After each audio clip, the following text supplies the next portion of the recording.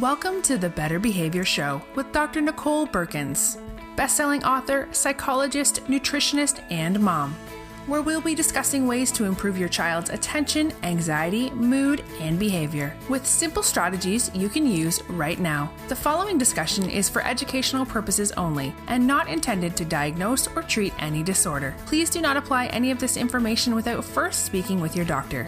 Now, let's head to the show.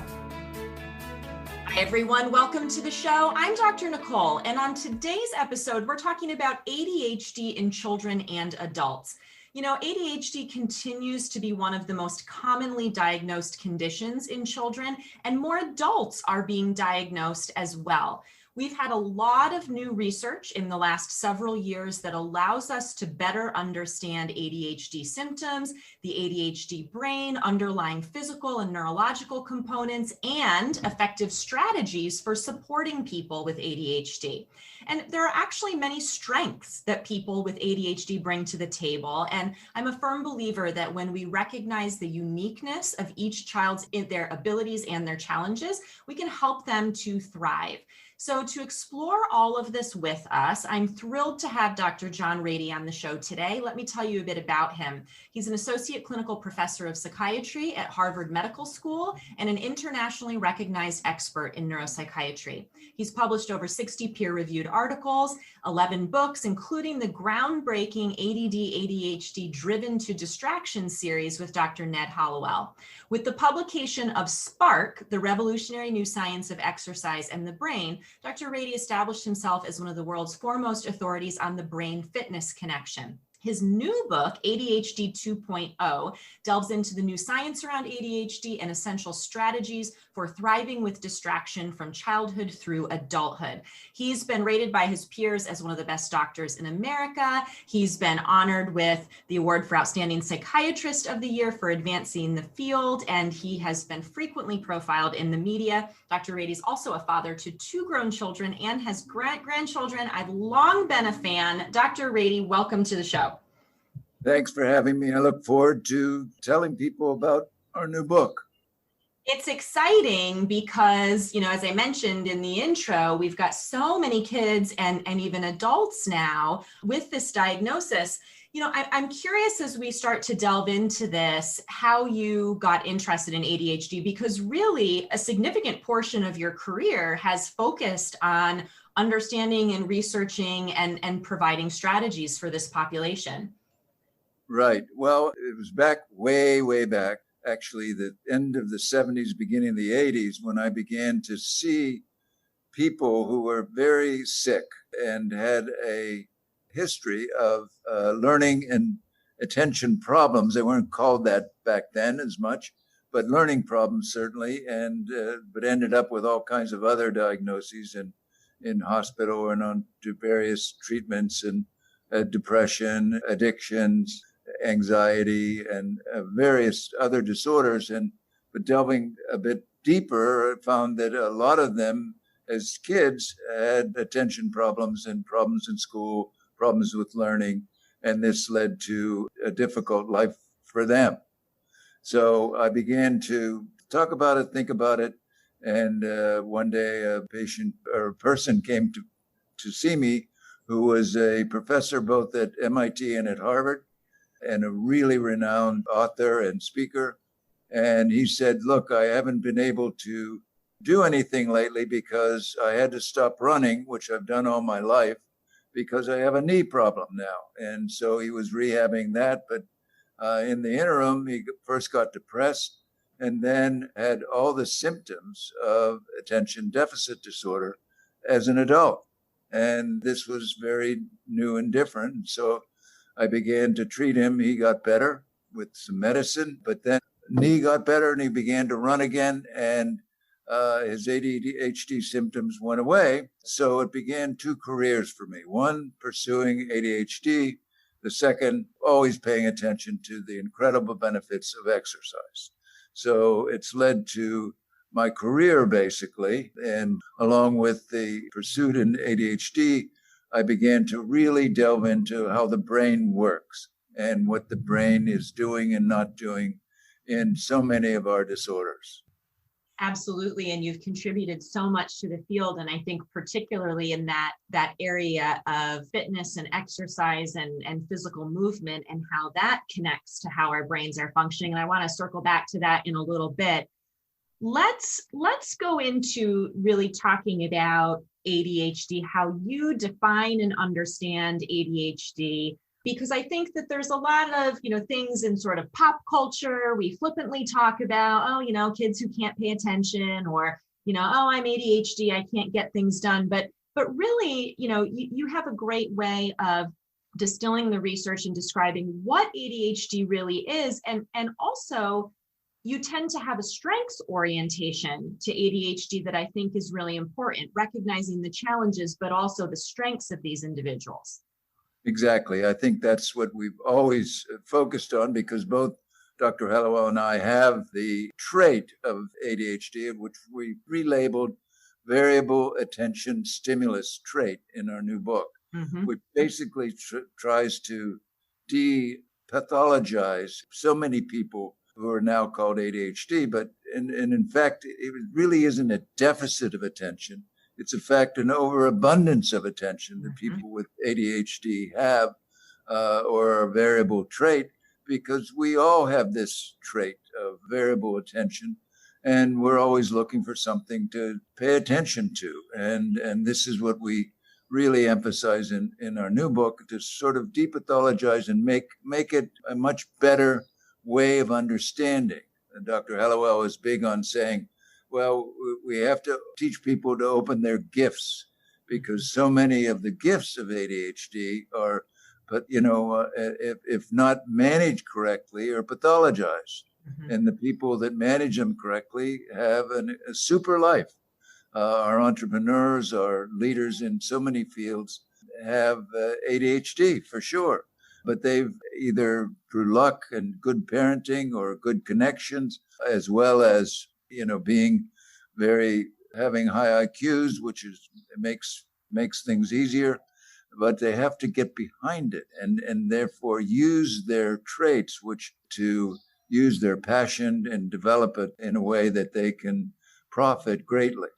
I think that's such an important perspective. And it's one that unfortunately, isn't shared with a lot of children, teens, and young adults with ADHD. I see so many parents and kids who come into my practice who they've gotten this label, or they're having their challenges. And as you said, there's so much pathology and negative around it. And I've seen so many, even, young adults who were diagnosed as kids who really, this has sort of defined them, not in a strengths-based or positive way, but sort of this, this is what I have and I can't do things. And I think that unfortunately, we've really, in a lot of ways, perpetuated that in kids to their detriment. Yes, they begin to think of themselves as defective and bad. And so much of the time, not being able to hold their attention and not being able to control their emotions and impulses, they get into weird behaviors and antisocial kinds of behaviors, or just being too impulsive and not being able to sit still and not being able to complete a task. So they begin to develop a poor self-image, a poor self-esteem. When we used to debate all the time whether medicine was useful or not, or whether it led to long-term deficits or long-term brain changes, it was easy for us to say, well, look at what not using medicine can mean for certain people, certain children. I mean, the brain changes that come about from having a poor self-esteem, having depressed mood or a glum look on life really changes the brain, and in a way that leads to all kinds of difficulties later on in life that we're all too familiar with. So in our new book, we really emphasize looking at ADHD in a positive way, to look at the traits that are useful and develop strategies that really help us perform maximally in our lives. Absolutely. And I think that really gets it, especially when we're talking about children and teens who are still living as part of family units, with parents, with teachers, spending a lot of time with them. That really necessitates us as the adults understanding more of what it is that's going on so that we can provide appropriate supports. So I want to go back to that term that you used, the variable attention and that trait. And I'd like to have you unpack that just a little bit more, because I think that's so key for parents, for teachers, for, any adult in these kids' lives to understand that, because so often these kids get blamed, for, well, you can pay attention when you want to, or, well, you just, you don't feel like doing these things in school, so you're not doing them. And this understanding of really what's going on with being able to focus and attend and the variability of that, I think that's really important for people to understand. So can you say a bit more about that? Yes, I think it really is. They're on the far end of the spectrum of variability of attention. And they need to learn how to manage it. And the family can be a great influence. We talk about reimagining the environment to help the attention stay focused, doing whatever, learning quickly what kind of environment helps the child or the adult stay with their attention, whether it's listening to Green Day while they're doing homework, or in a quiet space. And it will vary from person to person. We've known that, whether it's, and finding what we have a chapter called Finding the Right Difficult, meaning ADHD people love challenges. And the idea is to really put them in a situation where they can have a continual challenge that they will embrace and get excited about and perform well. They might not, right away be a reader, but, Dr. Hallowell, for instance, he had dyslexia as well. And he was a horrible reader at first, but patient teacher helped him begin to read, but he got into poetry, believe it or not, as a kid. And this helped him love words. And that's very difficult. And it led to his career as a writer, and now he's written 20 books or so. But it's finding the right difficult, finding the thing that will turn you on and keep you engaged, which is really, really what's important with an ADHD child that can lead to success. Something, a hobby, an interest, video games, which is a big problem, but it can be something that really stimulates the imagination and stimulates the child to do well. Yeah, it's really this idea of looking at how we can change the environment and the circumstances to best support this child's brain, as opposed to looking at it of there's something wrong with them and they need to fit in the box that everybody else fits in. Exactly. And this is what, the advice we have for parents as well as for kids and adults is finding the thing that really promotes your enthusiasm and your interest, because these ADHD people and kids have an incredible store of passion, of emotional positivity that they can unleash, rather than turning it in on themselves when they fail and they're blamed and they feel that they're defective, which really leads to trouble and misunderstanding of who they are and what they have. And by really engineering the environment correctly in helping them find that passion and develop it and support it, it can help all the other difficulties diminish a bit, but also the enthusiasm will be there to help them meet new challenges. Yeah, and let's face it, we all as human beings feel better and function better when we feel competent with something, right? Where even if we have one thing that we just can feel really good about ourselves, and our abilities in our lives, that goes a long way regardless of the diagnosis. Right. When Billy Crystal in one of his movies about, forget what it was, but the wise old cowboy that he was meeting there said, finding the one thing that keeps him motivated, keeps him focused, that he wakes up for in the morning, and that was a secret to this cowpoke's long life. and finding the one thing, whatever that might be. And it really does help all the rest of life go much, much better. Absolutely. I want to come back in a minute to some of the specific strategies that you advocate for and that you talk about in the book. But before that, I just want to touch on, I'm curious because you and Dr. Hallowell in the book, pulled together a lot of the newer, most current research about ADHD. Obviously, we don't have time to delve into all the specifics of that, but I'd love to hear what you think, having spent such a lengthy career in this field. What do you think is some of the most exciting or interesting new research that's been done in this area, or insights that we've been able to get from current research? What are you most excited about in that realm? Well, really, what in part stimulated us to write the book was a finding that was emerging in 2006, 2007, about the way we understand the brain different. Mm-hmm. And I had written a book in the 90s about it called A User's Guide to the Brain, so I thought I knew quite a bit, but things changed radically as we began to use the fMRI, which is a way to picture the brain moving or acting. And then we discovered something called the default mode network, where when you send a patient or a person into the fMRI scanner, the first thing you say is just lie there, not think of anything. Just let your mind wander. Well, it came to pass that seeing the mind wandering across everyone, that there was a specific signature, specific activity in certain parts of the brain that were linked. And we called this the default mode network. And it became a very big deal. And then we began to look at the brain as a series of networks. And one of the major ones for ADHD is the task performance network, which has to do with the executive function area, but paying attention and staying attention so that we can function, so we can do a task.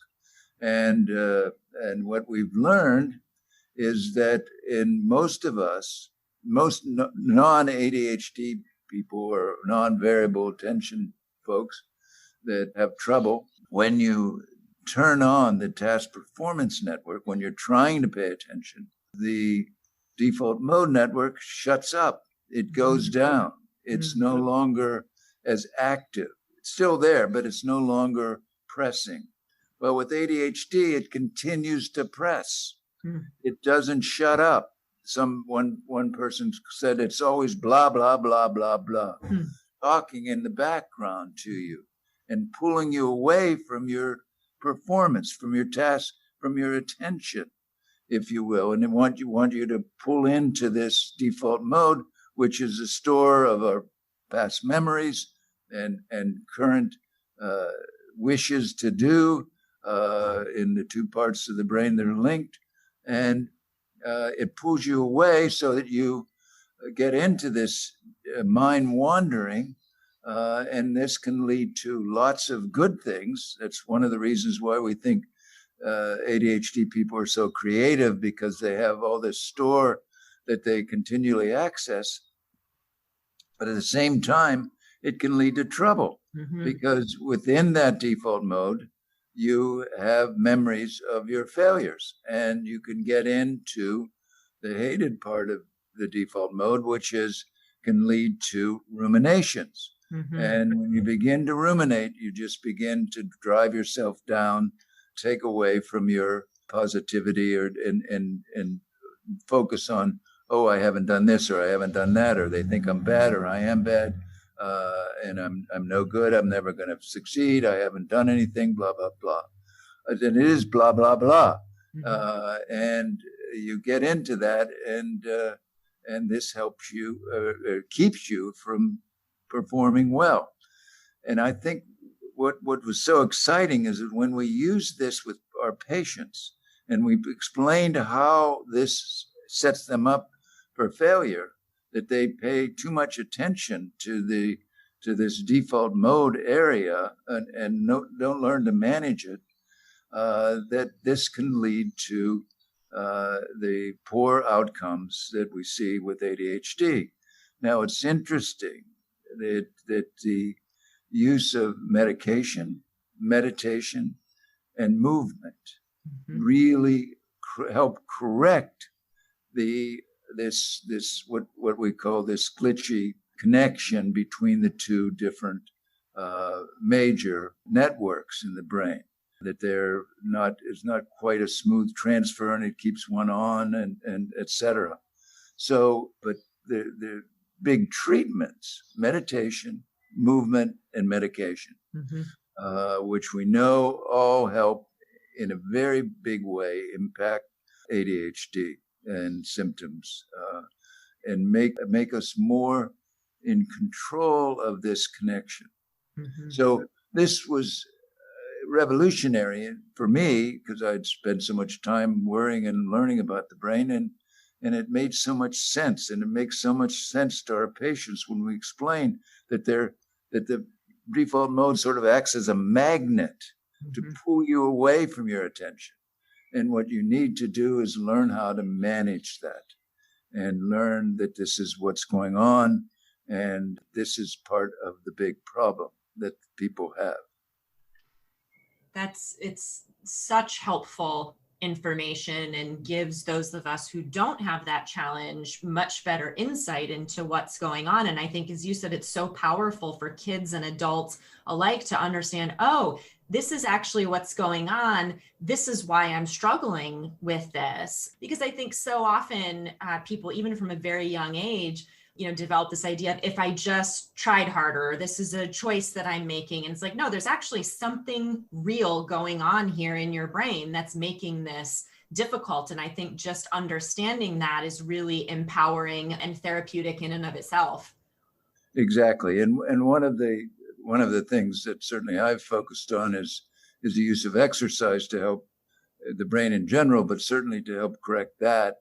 And we have a whole chapter in our new book on a little appreciated part of the brain called the cerebellum, which is about movement management, making our movements smooth and coordination and balance.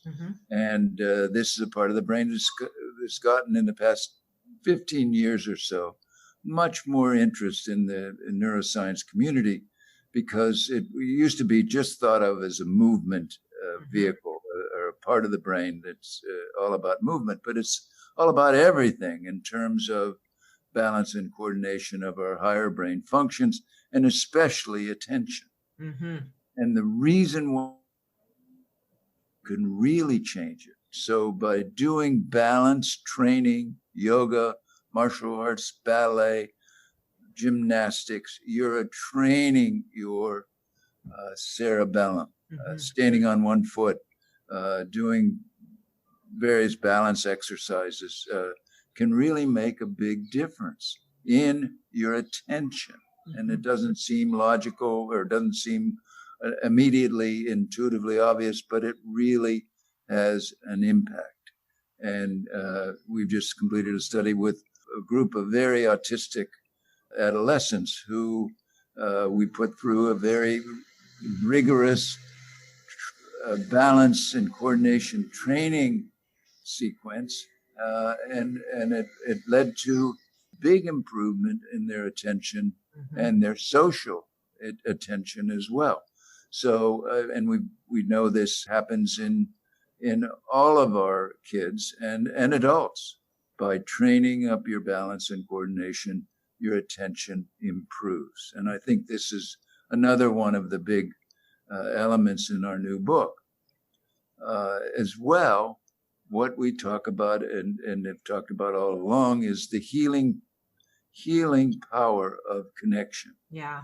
Which, I know you emphasize a lot, which I think is terrific, because we know that connection, being connected one to another, has so much powerful positivity, healing nature, preventative from getting sick, or getting depressed or getting anxious. The more we have good connections, the better our lives work, as well as in our book, talking about it for our attention. Mm-hmm. The better connections you have, the more attention you're likely to have. So by emphasizing for parents to be very positive about their kids, very loving, very encouraging, very letting them know, especially if they're having difficulty in school or with other kids, letting them know that you still love them, holding them, touching them, all the things that I'm sure you emphasize in your general wellness agenda, but it's really important. It's not just a good thing. Mm-hmm. It's a healing thing. Yeah. Well, and I'm so glad that you raised that specifically about how it connects to attention, because I think there's more of a general recognition that from an emotional standpoint, that's beneficial, focusing on human connection and love and empathy and those things. But the fact that you're emphasizing that, yes, that's all true, and that it's critical for supporting attention and focus and how the brain is functioning, I think that's new information for a lot of people. Right. And especially in our time of COVID, yeah.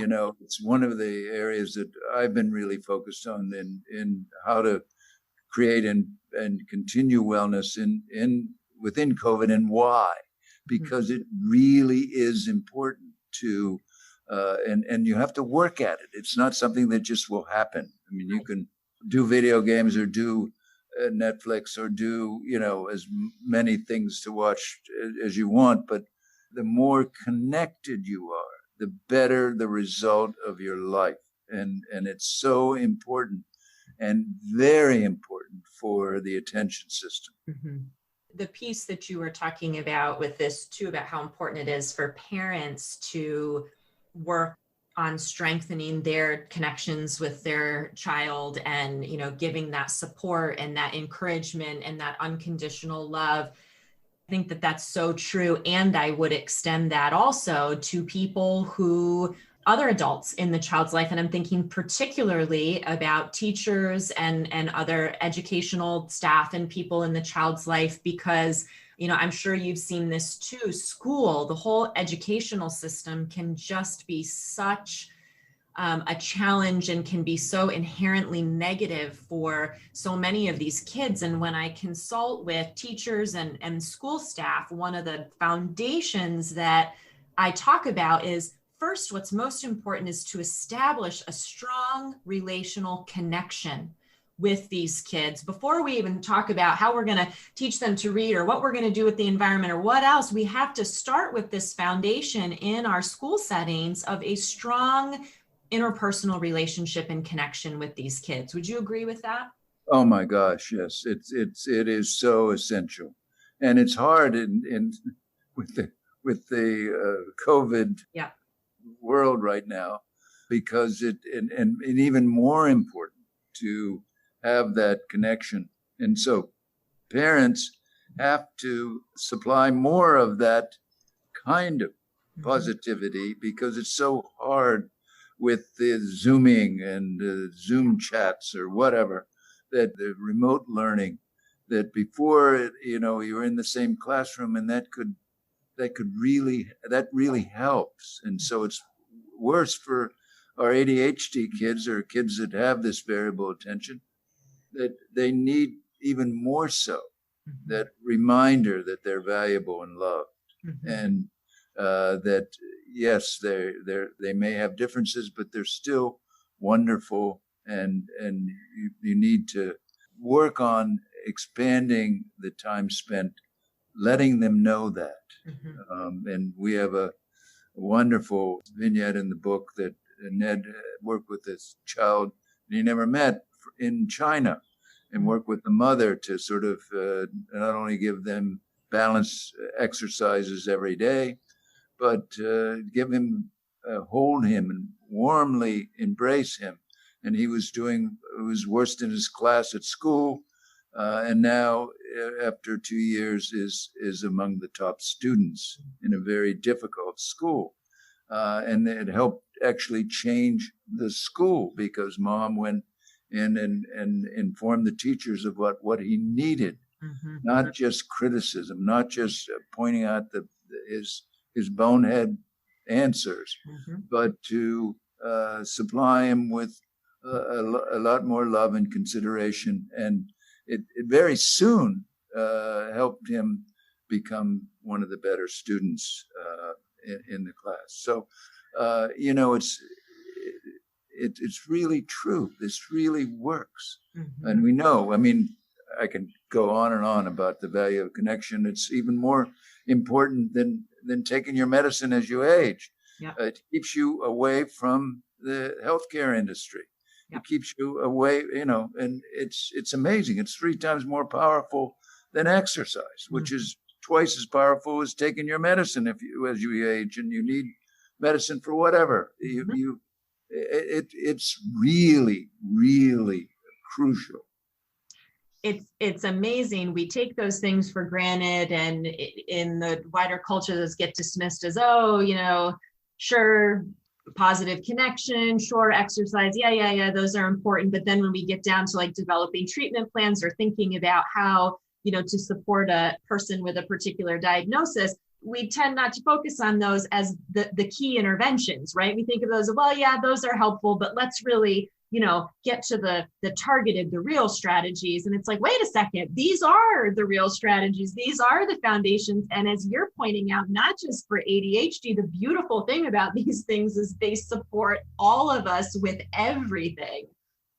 Exactly. And that's what the pursuit of wellness these days is something that every person in the universe should be involved with. Yeah. Because it supports our immune system. It helps us target COVID directly, and helps in general keeps us in the positive space that we all need to be in to face this change in our lives. Absolutely. I want to, so we've talked about the critical importance of movement, of that physical activity, of balance, of those pieces of things. We've talked about this importance of connection. One more area I'd like to touch on before we wrap up is, and you mentioned it early on in our conversation, the importance of creating an environment that supports the person to be able to manage and regulate that attention trait, that variable attention, more productively. And my mind goes to lots of things, ways that we can structure things and change the environment, both in home and school settings. I'd like for you to talk about that a bit more, and maybe a couple of things that you think are particularly relevant for these kids in terms of how we create a supportive environment for them. Well, in general, I think you need to establish some structure, some structure that the child can depend on. And to try to make it not in a militaristic kind of way, but in a real productive way, to have times to do things, to start things, not to finish, but to do things to begin with.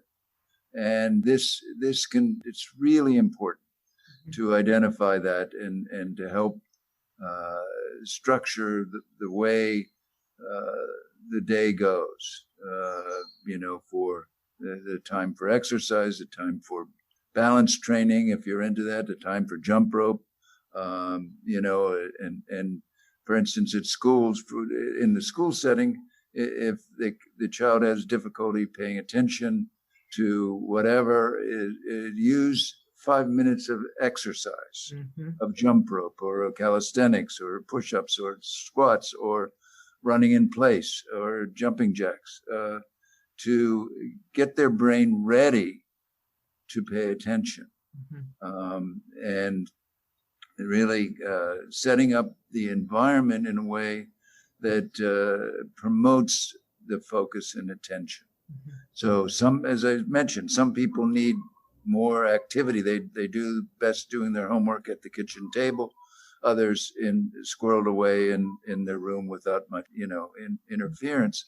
And it's all different. And you have to analyze the situation for each child.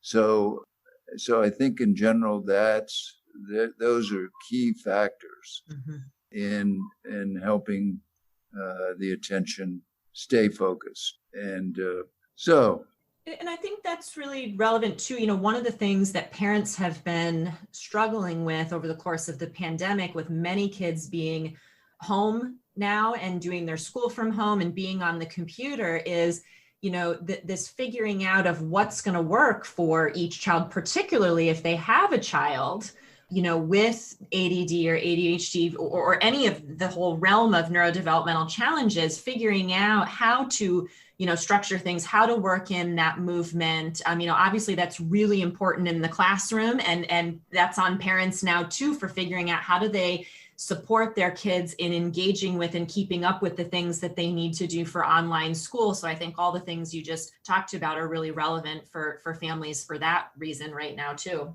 Right. And I think successful schooling over the internet is, to have frequent breaks, but not just breaks to sort of go into their default mode, but breaks to do exercise or to do fun things that involve movement. Then come back and be able to settle in. And I think it's, yoga is a great activity, and even 2 or 3 minutes of trying to adopt a posture and stay with it can really promote their attention for the next 15 minutes of their lesson. To really, basically, it's a free way to build the focus muscles in the brain. So, so it's using all these tricks. And then, of course, one thing we also have a chapter on medicine. We talk about it, and the medicine is important. It's very important for some kids and for some adults. It can really be life-changing. So not to shy away from it, not to avoid it, but to use it, and looking at it as part of the program, because it's not just the only thing. Right. It's one part. Yeah. And I think, the way that you talk about that through the lens of looking at the uniqueness of each child and what's going to be important and appropriate for each child. There is certainly no one size fits all for any of these things in any of us as human beings, right? Right. No, we're all variably different, which is the wonder of the universe. But that's absolutely right. This has been such a wonderful conversation. So many excellent just insights and strategies. I want to make sure that people know where they can find out more about your work, and also the book that is out now, ADHD 2.0. Right. I think, I would like to say your bookstore, but who goes to bookstores? But so Amazon or other online purchasing, Google and various other areas that sell stuff online. But we obviously have worked with Amazon for a long time, and our books are there. You can pre-order it today or order it. It'll be out the 12th. And I think it's a very valuable tool that people need to sort of incorporate with that all. So, and also my website and Dr. Hallowell's website. And also I have, for those of you who are specifically interested in exercise, I have a Facebook page, John Ratey, MD, that every day we post a new article in the popular press that's usually a takedown of a new research or a new way of benefiting usually the brain or the person in general. And a lot of it has to do with ADHD and learning problems, and as well as mood issues, which are so important, especially these days. Yeah, that's such a wonderful resource on your Facebook page there. And also just want to promote, while all of you listening are going to whatever place you're going to online to purchase ADHD 2.0, I want to make sure you also consider putting the book Spark in your cart as well, because that Dr. Ratey's book Spark really was so influential for my thinking about movement and exercise in the brain. And I've had so many parents and patients and educators over the years who have found that beneficial. So I want to put in a plug for that book of yours as well. I know it's an older book now, but still very relevant. Oh yeah, no, it's still in the Asian countries where they believe in science. It's a bestseller in Japan and Korea and China. So because it does pack the science for how exercise really works in the brain. Yeah, it's amazing. Dr. Ratey, thank you so much for taking time out of your busy schedule to be here with us today to share all of this with it. We really appreciate that. And congratulations again on the new book. Well, thank you for having me and love the interview. So thank you. And thanks to all of you for listening. We'll catch you back here next week for our next episode of The Better Behavior Show. Thank you for listening to The Better Behavior Show with Dr. Nicole Beurkens. Leave a review on iTunes and share this episode with your friends. Visit drbeurkens.com to ask any questions for an upcoming episode, post comments for today's show, and sign up to receive weekly updates. That's drbeurkens.com.